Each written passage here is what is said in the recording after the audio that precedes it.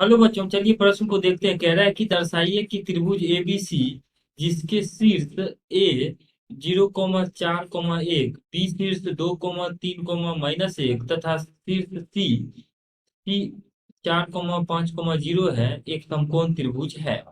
तो इस प्रश्न के लिए अगर हम मुख्य अवधारणा देखें तो हमारे पास दिए गए प्रश्न के लिए मुख्य अवधारणा जो है, इस प्रश्न के लिए हमारे पास मुख्य अवधारणा ये हो जाएगा कि किसी समकोण त्रिभुज में कर्ण का वर्ग अन्य दो भुजाओं के वर्गों के योगफल के बराबर होता है। अर्थात यहाँ पे अगर बी कोण समकोण है तो कर्ण का वर्ग यानी एसी का वर्ग एबी के वर्ग तथा बीसी के वर्ग के योगफल के बराबर होगा। यही समकोण त्रिभुज की परिभाषा होती है। अब देखिए यहाँ पर एक त्रिभुज दिया गया है जिसके शीर्ष यहाँ पे लिखित है। शीर्ष ए का निर्देशांक है 0,4,1। शीर्ष बी शीर्ष बी इसको मान लेते हैं। शीर्ष बी का निर्देशांक है 2,3, तथा शीर्ष सी का निर्देशांक है 4,5,0।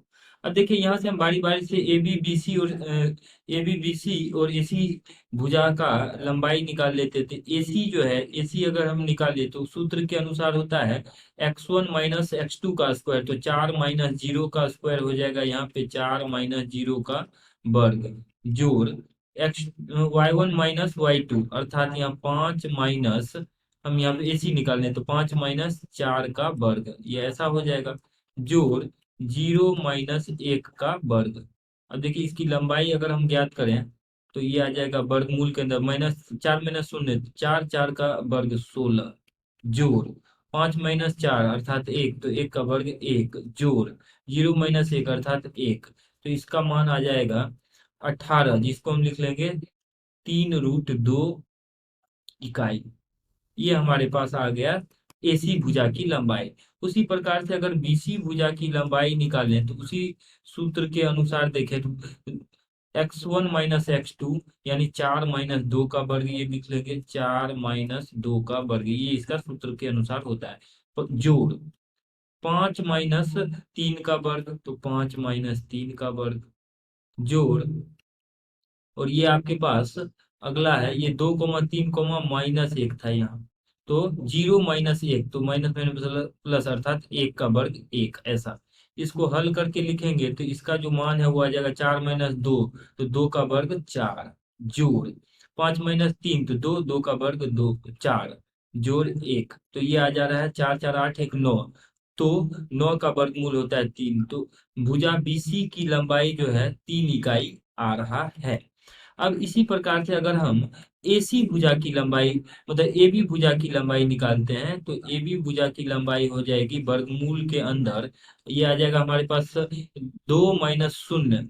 तो 2 - 0 का वर्ग कर लेते हैं यहाँ पे जोड़ 3 - 4 का वर्ग जोड़ -1 - 1 अर्थात -2 का वर्ग 4। इसको हल करके लिख लेंगे तो ये आ जाएगा 2 का वर्ग 4 जोड़ 3 - 1, 1 का वर्ग 1 जोड़ 4, 4 4 8 1 9। इसका भी मान आ रहा है 3 इकाई के बराबर। अब देखिए ए बी भुजा और बीसी भुजा के वर्गों का योगफल अगर हम लिखें तो ए बी भुजा का वर्ग आ जाएगा। यहाँ से ए बी भुजा को हमने जब लिखा है तो ये 3 इकाई है, तो 3 का वर्ग आ जाएगा 9।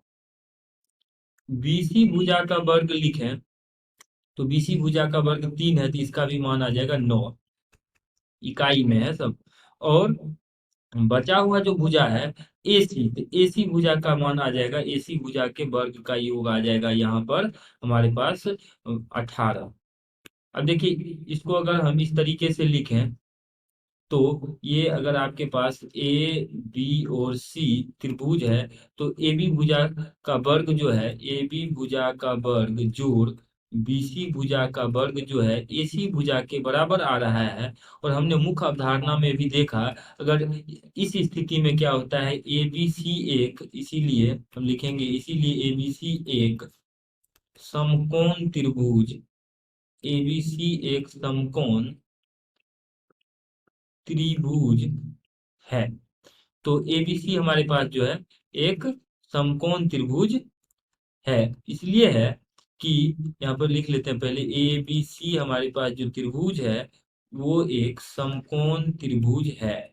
और ये इसलिए है कि दो भुजाओं का वर्ग तीसरे भुजा के, दो भुजाओं के वर्गों का योग तीसरी भुजा के वर्ग के बराबर है। और हमने मुख्य अवधारणा में यहाँ पे चर्चा किया था कि उस स्थिति में एबीसी एक समकोण त्रिभुज होता है, और यही यहाँ पे हो रहा है। तो एबीसी को हमने समकोण त्रिभुज साबित किया, और यही साबित करना था दिए गए प्रश्न में। आशा करते हैं कि इस प्रश्न का हल आपको समझ में आया होगा। धन्यवाद।